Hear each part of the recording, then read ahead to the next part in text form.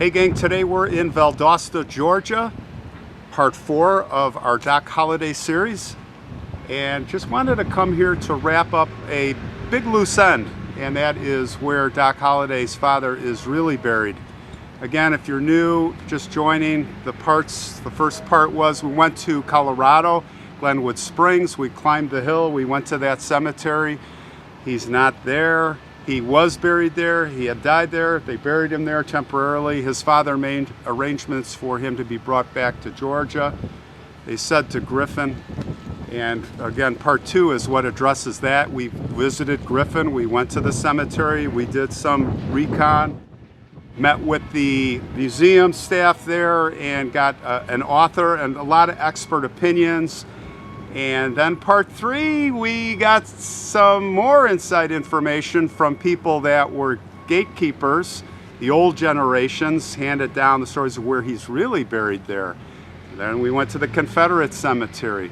But part 4 here, I really wanted to tie up this loose end that he is, Doc Holliday's dad, Henry Burroughs Holliday, is not buried in Griffin. He's not in that double grave. And being that he's not in that double grave, because he is here, cemetery records, it's verified, that means Doc Holliday is probably not in that double grave. So I don't know what that's all about, but I'm pretty much kind of shot down on that whole thing, my opinion. I mean, we don't know. But what we do know is Doc Holliday's mother's here, and we did that, and Alice Jane McKee, and now we're going to go look at the real grave of Henry Burroughs Holliday, Doc Holliday's father. And as I am setting up right here, I look down and I see this, which I had missed last time. And it's one of those covers, those cast iron covers that we saw. And the only other place was another place here near Atlanta. I did an episode of 2 children that had one of these. Was not nearly as big. But I thought you'd enjoy seeing this. And here's the inscription.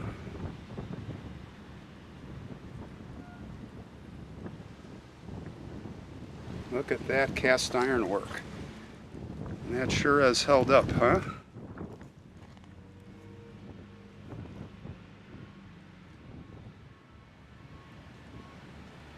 So, we're going to go right over here.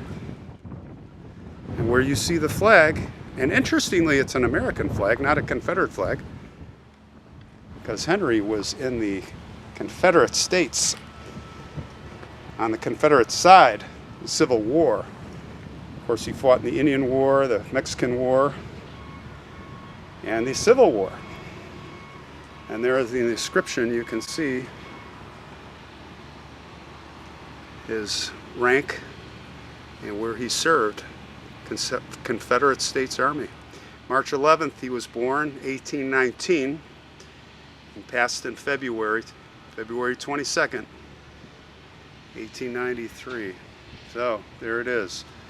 The original marble just says CS, C.S.